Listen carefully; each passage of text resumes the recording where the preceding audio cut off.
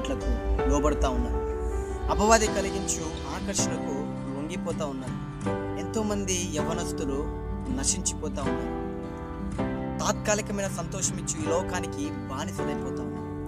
పాపమునకు బానిసలైపోతున్నారు.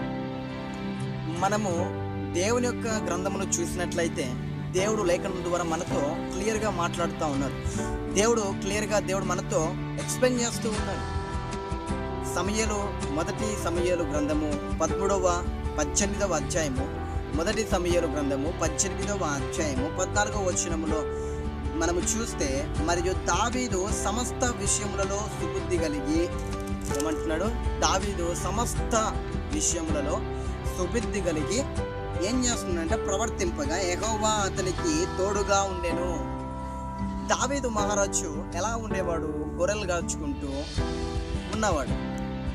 అలాంటి స్థితి కలిగిన యవ్వన ప్రాయంలో ఉంటున్న దావీదును దేవుడు ఎన్నుకొని గొల్యాతుపై విజయాన్నిచ్చాడు.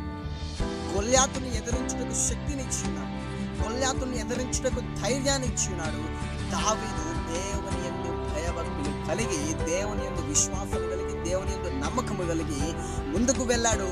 గొల్యాతును నేను ఎదిరించగలను, ఎందుకంటే నాకు నా దేవుడు తోడుగా ఉన్నాడనే ఒక గట్టి నమ్మకంతో వెళ్ళాడు.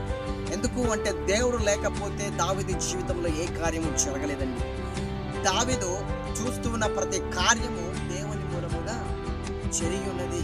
దేవుడు ఎందు దావీదు భయభక్తులు కలిగి జీవించాడని. అదే రీతిగా మనం చూస్తే ఇది యొక్క సమూయేలు గ్రంథము 18వ అధ్యాయము 14వ వచనం చూస్తే, దావీదు అన్ని విషయాలలో సుబుద్ధి కలిగి ఉన్నాడు.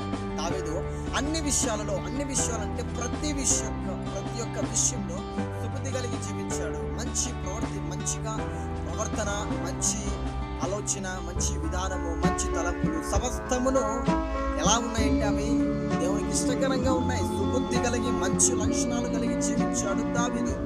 తరువాత దావీదు ముగుల సుబుద్ధి గలవాడై ప్రవర్తించుట సౌలు చూచి మరీ అధికముగా అతనికి భయపడెను. ఇలా వాక్య లేఖనంలో మనం చూస్తే దావీదు మిగుల ఇంకా అధికమైన సుబుద్ధి కలిగి జీవించడము ఎవరు చూస్తారంట? దేవుని చేత ఎన్నుకోబడిన సౌలు చూశాడండి. అటువంటి